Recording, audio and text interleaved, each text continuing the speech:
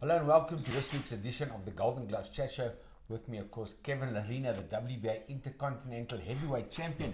Well done, Kevin Lerena. Wow, what a victory on Saturday night. But before we talk about that fantastic victory and that fight, I want to talk to you about behind the scenes.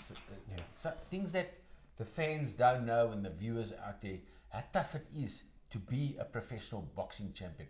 Talk to us like a day in the life of Kevin Lerena. When you're in a training camp and you've signed for a big fight, what do you do when you wake up in the morning? It's crazy. I mean, no one would know other than yourself what it's like to be a champion. You've been 14-time world champion. Brian, a day in the life preparing for a fight, you're putting in 2 to 3 sessions a day. You're boxing, your strength and conditioning, you're running. Every second day or every third day you're sparring. So it takes its toll on the body. And I believe in like this triangle. You got your physical, you got your mental, and you got your emotional. And all three need to be in check. So you've got to be physically in good shape, you've got to be mentally strong, and you've got to be sound and content at where you are in your life. And as a champion and as an athlete and as a boxer, that is really hard because sometimes you don't know what's happening. You don't know when the next fight is. You don't know who the next fight is against. And, it builds up a lot of pressure. And we're not talking about financial pressures. We're talking pressures of the sport of wanting to over deliver all the time and not let yourself down, not let your sponsors down, not let your team down. And all those stresses come together during training camp and they like build up because you're training hard.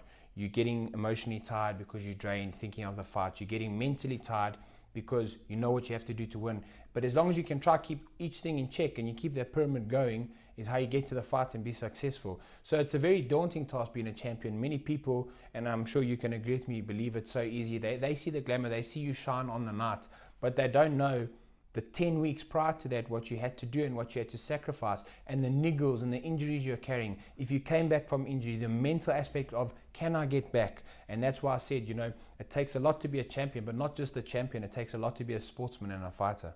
And of course, as you said, Kevin, that what the people don't know is they see your fantastic physique and they see you get in the ring in great physical and mental condition, but it takes 3-4 hours a day, every day.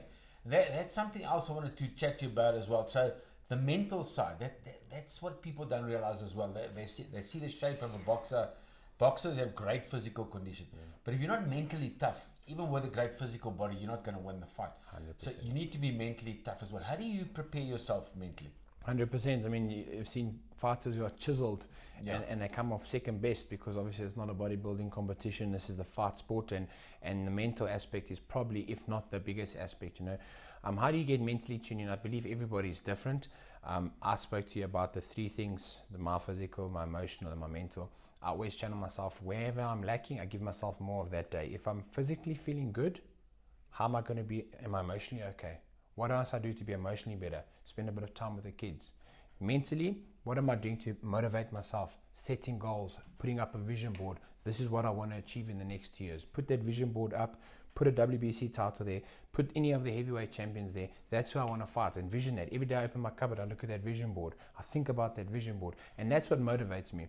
And I know it's pretty cliche and people think, well, why would you do that? Because if you keep it simple and you keep it real, it's the realest it's going to get is in boxing, because you can get found out if you're not doing things right. Like you said, the guys are chiseled and they come off second best because it's a mental game. If you're not mentally sound and you're not mentally prepared to beat the man that stands in front of you, you're a beaten man. And that mental aspect starts way before the fight, the first bell goes. It starts in training camp. It starts prior to the training camp. It's the actual build-up of how you've conducted yourself over the last 2-3 years. And especially having had COVID and being a little bit quiet with boxing, that's where you had to be mentally really strong. And I think that's my biggest attribute is, it's not about being arrogant. It's because I'm not an arrogant person, but I have confidence within myself.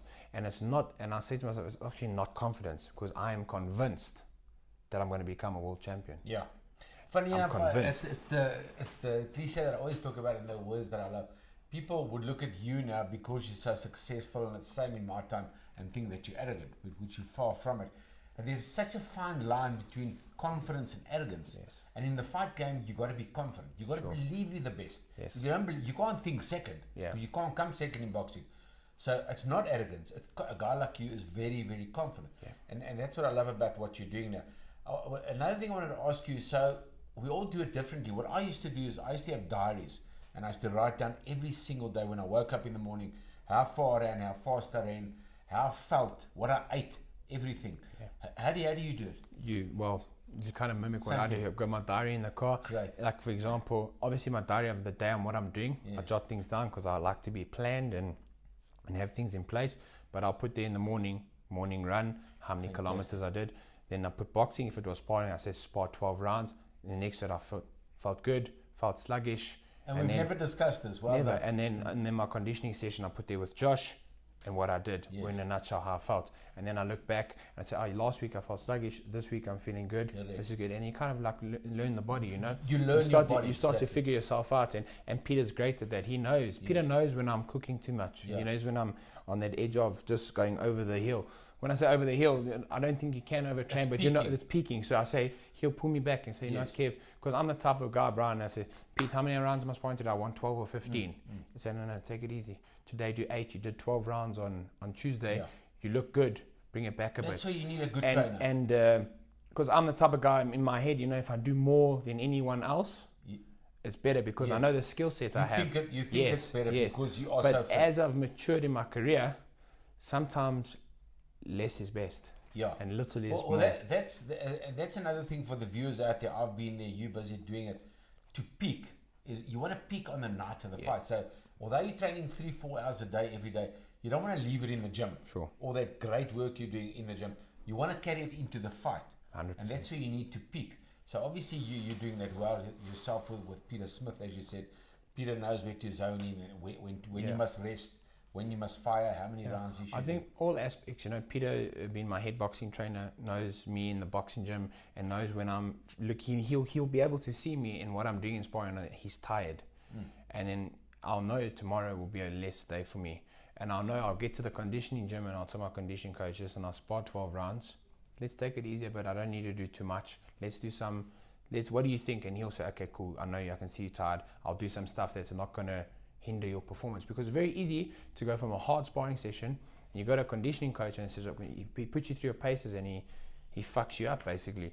But that does so much damage and harm. Going into the next day, you're not recovered. You actually end up causing neural fatigue, mental fatigue, and that's when injuries start to happen. So both guys work well together. So like I'll tell Peter, so I had a hard Metcon session, he'll know what to look for in boxing, do skills with me.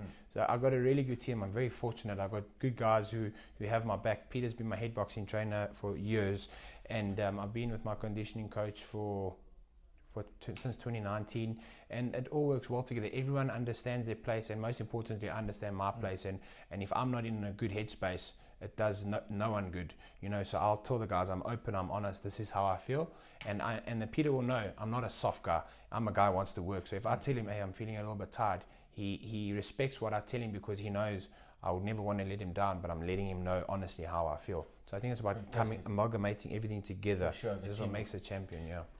Fantastic. Well said, Kevin. Before we get into the big fight, obviously you've explained your training regime very well, your mental, your physical side. The last question is, when you're so physically and mentally fit like you are, obviously I've been there and done that, and now I'm looking at you and I'm reliving my career, even my life, watching you, which is fantastic. I watch you in the gym training, and I watch your mental side. What does it feel like to you when you're so mentally and physically fit? You can't be fitter mentally or physically. Yes. What does it feel like walking around there? Do you feel like you're walking on air?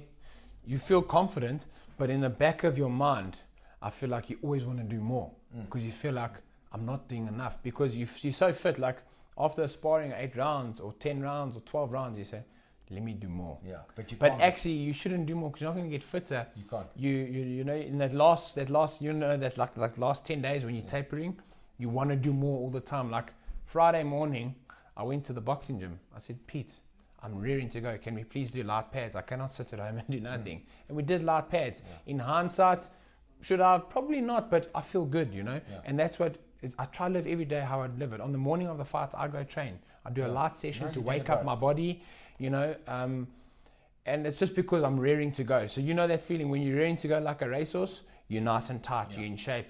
But you're always questioning yourself, can I do more? And it's not more. You're not going to get fit in a week, but it's because you're so hungry you want that feeling of I want to do more because that means you fit, and that's mentally what I you obviously do. At this stage you know your body and your mind well, and you're doing a fantastic job of that. Right, let's talk about the fight on Saturday night. Bogdan Dinu. It was absolutely amazing at Empress Palace.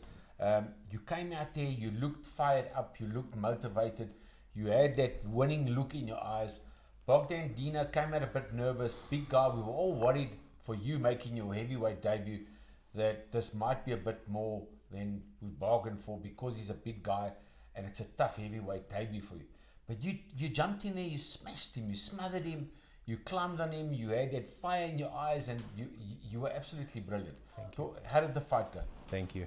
Brian, you know, from the press conference, you know, I looked at them and I said, you guys are underestimating me because spoke a big game. I understand they've been in there with Kubrat Pulev, they've been in there with Milan and Dubois.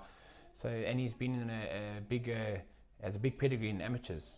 Bogdan Dinu, he's fought Usyk and all of them. So maybe they thought this is light work of this little 100-kilogram guy. But I know what 104. I had. 104. so I knew what I had to do to win. And to be fair and to be honest, I came in there with that attitude of I need to put this guy on the back foot. I'm going to intimidate him by making him miss. Because nothing is more demoralizing when a guy's hitting you and he's hitting air. And I'm going to let him know from the first punch I land, that stab to the body, I'm a heavyweight and I'm here to hurt you.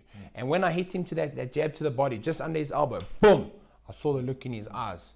And I could see he had a look of like, okay, I didn't expect that. And then I said, right, now, relax. Because you know the nerves, the bell goes, boom, hit him. And then I started finding my pace. He's a strong guy. He hits really hard. He had a big right hand. You look confident from the minute you got into the ring, till you caught Bogdan Dinu with the uppercut and on the head. And you showed such power as well, Kevin, which is quite interesting. I spoke to the IBF president, as you saw as well, interviewed him, Daryl Peoples, and everybody. As a cruiserweight, you weren't a bad puncher, but you weren't like an excellent puncher. Is that one of the main reasons, would you say? I mean, you know your body, coming from 91 kilograms up to like 104 kilos. For sure. Does that help you be a bigger puncher now? It's hard to answer that, Brian, because when I was walking into the ring at cruiserweight after doing my weight cut, I was at 100 kilograms on the night. Anyway, yeah. So I think it's just the whole build-up of not having that one less thing to worry about, meaning cutting weight. Yes. And the true power that I am in sparring is the true power that I'm going to take into the ring. So without any depletion. And also I have worked on my power, Brian. I must be totally honest with you. You know, you can. I've always believed I could punch, and I knew I could, but maybe I also was just that a little bit inexperienced and off the beat with timing and off the beat with putting it together right. Because a lot of guys hit hard, but they don't knock guys out. Because it's their timing, it's everything. And I feel that you know, right now, am I hitting harder than what I was 4 years ago, 3 years ago? Most probably yes, and I don't think it's just got to do with the weight change, because it's not really a weight change. This is just me not cutting weight. I think it's the combination of my training together, the training Peter puts in the gym. You know, I train like a heavyweight, but obviously must keep the attributes of a fast heavyweight. But now I train like a heavyweight. The big, powerful punches, hit the bag with bad intentions, hit the bag to break the bag. When I spar my sparring partners, I work fair with them. You know, I'm not there to liberty guys, but like I asked them, I told them, come work me. You guys need to work me, and I'm going to work you. I make it honest and real with them. So I think, Brian, it's a hard question to answer because I don't want to blow my own bubble. But I think I have gotten stronger. I think you answered it on Saturday night because your punching power was amazing. Thank you. You looked powerful. All your hard training has come together as a 29-year-old. You're peaking now as a heavyweight, where 3 years ago, before lockdown, that you were a good IBO cruiserweight champion, but you weren't peaking. And it's almost like now at 29, and heavyweights do peak later in life. At 29, I was finished already.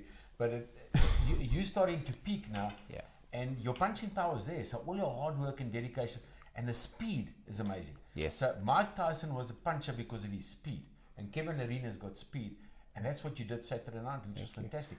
So you knocked out Bogdan Dinu in fantastic fashion, great win in the heavyweight debut. Where do we go to from here now? Obviously, it's early days, but it's like you said in the ring when I interviewed you, it's early days, but you are 29, you're looking to move fast. And I think you're going to move fast in the heavyweight division because there's only about 20 really great fighters in the heavyweight division. And those are the kind of guys that I think you'll be fighting in the near future. Yes. Where do you see yourself in the next year or two? Brian, I want to become world champion within the next 2 years. I'm not going to mince my words. It's a big mountain to climb. I'm not a fool. I'm not delusional. But if you don't believe in yourself and you don't put out there what you want to achieve, you'll never achieve it. And I'm not far off the beat. I feel my win on Saturday night sent a statement. Well, the boxing world has made statements because I've been getting lots of good reviews from international, not local stuff, international boxing companies and international fighters, top promoters, speaking to Rodney. I just want to stay grounded and keep winning, because at the end of the day you need to win, but winning in style. And like you said, the power is there, the head movement's there. You know, no one wants to get hit by the big guys. I mean, I only went 4 rounds and got a couple of shiners and wilds because they hit really hard. Sure. And yeah, you can't compare it actually to a cruiserweight. Cruiserweights don't punch. You know, like our cruiserweights don't punch. I just say that openly and honestly. No, when you feel a heavyweight punch, it's move your fucking head now. And I started moving. I got that first right hand. I said, move your fucking head. Bogdan Dinu was 115 kilograms at the weigh, and it must have been 120 in the fight. If you watch him, Brian, versus Kubrat Pulev. Kubrat Pulev, he just knocked out Frank Mir and he fought Anthony Joshua. He was rolling Pulev until round 7. Then he let it go and he got knocked out. He had Pulev gone, hurt. So I knew I'm in there with a strong man. But like I said, I took that strength away from him because of I believe, and Peter believes, making a guy miss. You also were a great defensive fighter. If you make a guy miss and hit him while he's missing, you install fear into them. He's like, every time he's letting his hands go, this guy's there, then this guy's there. I'm not going to let my hands go anymore, and then you start letting your hands go. And that's kind of, listen, not all heavyweights are the same. I mean, the whole idea in the fight game is to hit and not get hit, and that's how you have longevity. And I'm not a Floyd Mayweather. I'm not a defensive guy like that. But I'm on the attack, like you said. You like it because I come forward, and also the people watching want excitement. And I said to you, guy, you are moving very well. And I said to you, Brian, I'm going to be exciting. So with in exciting fights comes a lot of risk, because I'm walking the guy down. And I heard in your commentary your co-commentator saying Kevin Lerena is walking into the right hand. Yes and no, because I was waiting for the right hand. I worked on counter punching his right hand, and that's why I caught that slip. I was waiting for it. So I made the man throw the right hand. That's what I wanted. But like walking forward, walking down, because you said, be exciting, take the fights to him. And 6 years ago, 4 years ago, 5 years ago, when I became cruiserweight champion, I was timid and could I do it? Let me box. Stuff. You've always had a good style, but you kind of used to be in the pockets a bit. Let's go now. Built with confidence, you're jumping in your stand on the pocket. Like you said, when you got a man hurt, put him away. Becoming South Africa's little Mike Tyson. And you know, when you drop this guy and I was rearing to go, it's because that man who's down is a hurt man, but he's a dangerous man. Allow that man back into the fight, you're going to have shit in the end of the round, at the later rounds, because we've seen it time and time again. Guys come back and put the guy down to sleep. So for me, it's about when a man's hurt, get him out of there.